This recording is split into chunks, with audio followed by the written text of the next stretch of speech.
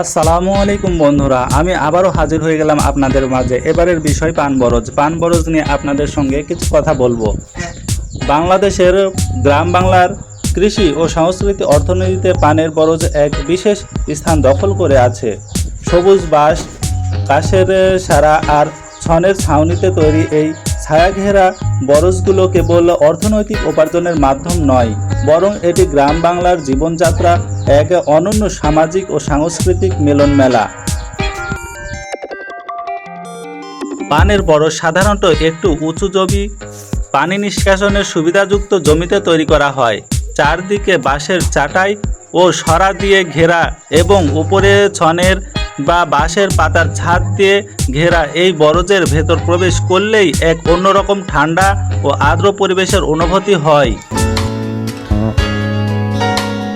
পান বরজে কাজ করা কৃষকদের কর্মমুখর জীবন, তাদের মুখের গল্পগুজব এবং সূক্ষ্ম হাতে পান ভাঙা ও সাজানোর নিপুণ শৈলী মিলে তৈরি হয় গ্রামীণ জীবনের এক অপরূপ প্রতিচ্ছবি। বরজের দীর্ঘ সারিতে সুপারি গাছ বা বাঁশের কাঠি দিয়ে বেয়ে যায় সবুজ পান পাতা। কাকডাকা ভোর থেকেই শুরু হয় বরজের কর্মযজ্ঞ। কিষানেরা কাঁধে ঝুড়ি নিয়ে বরজে প্রবেশ করেন এবং নিবিড় পরিচর্যায় মেতে ওঠেন। বরজে সবচেয়ে ধৈর্য ও দক্ষতার কাজ হলো পান ভাঙা বা পান পাতা তোলা। প্রতিটি গাছের লতা পর্যবেক্ষণ করে পরিপক্ক পাতাগুলো অতি সতর্কতার সাথে ছাঁটাই করতে হয়, যাতে মূল লতাটি ক্ষতিগ্রস্ত না হয়। এটি কেবল শারীরিক পরিশ্রমের কাজ নয়, এর মধ্যে লুকিয়ে থাকে অভিজ্ঞতার ছাপ।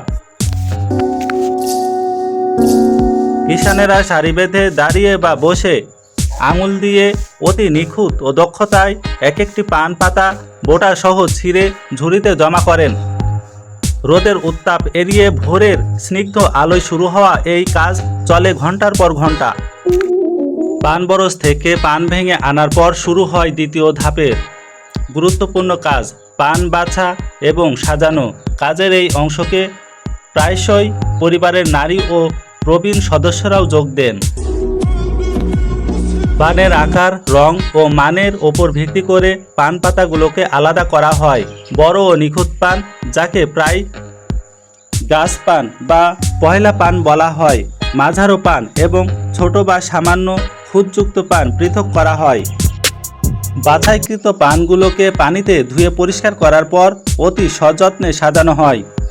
100 পান পাতা সুন্দরভাবে গোলাকার বা খাড়া সারিতে সাজিয়ে তৈরি করা হয় পানের বিড়া। আবার বহু বিড়া একসাথে বাঁশের ঝুড়ি বা খাঁচায় সুবিন্যস্ত করে পানের কাউন বা মোড়ক বাঁধা হয়।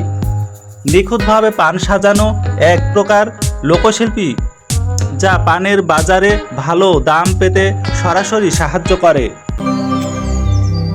পান চাষ অনেক পরিবারের প্রধান জীবিকা। প্রতিদিন বা সপ্তাহের নির্দিষ্ট দিনে পান সাজে স্থানীয় পাইকারি হাট কিংবা শহরের বাজারে নিয়ে যাওয়া হয়। ঐতিহ্যগতভাবে যে কোনো উৎসব, কুরবান, বিয়ে, শাদী কিংবা মেহমানদারিতে পানের পরিবেশন বাঙালিদের সংস্কৃতির অবিচ্ছেদ্য অংশ। পানের এই দীর্ঘ চাহিদায় 12 মাস বরজের কৃষকদের কর্মস্থান ও জীবিকা নিশ্চিত করে।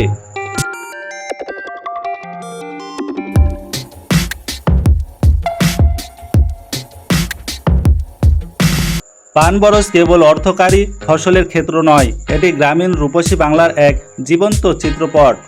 কৃষকদের ঘাম ঝরানো শ্রম, পানের নিবিড় পরিচর্যা, কাজের ফাঁকে প্রাণ খোলা হাসি ঠাট্টা এবং সূক্ষ্ম হাতে পান সাজানোর এই ধারা যুগের পর যুগ ধরে বাংলার গ্রাম লোককে সমৃদ্ধ করে রেখেছে। পান বরজের এই কর্মমুখর ও সৌহার্দ্যপূর্ণ আবহাওয়া আমাদের লোকজ ঐতিহ্যের এক পরম সম্পদ।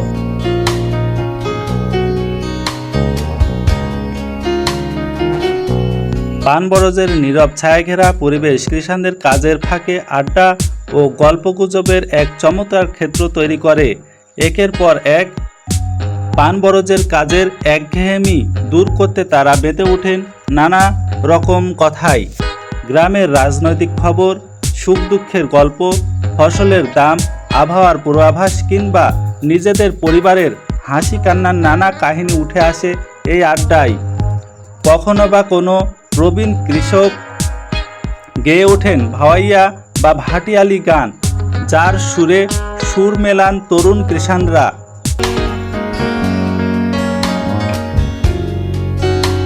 কাজ ও আনন্দের এই অপূর্ব সংমিশ্রণ বরজের ভেতরের সময়কে যেন দ্রুত বয়ে দেয়, তেমনি কৃষাণদের মানসিক ক্লান্তি ভুলিয়ে দেয়।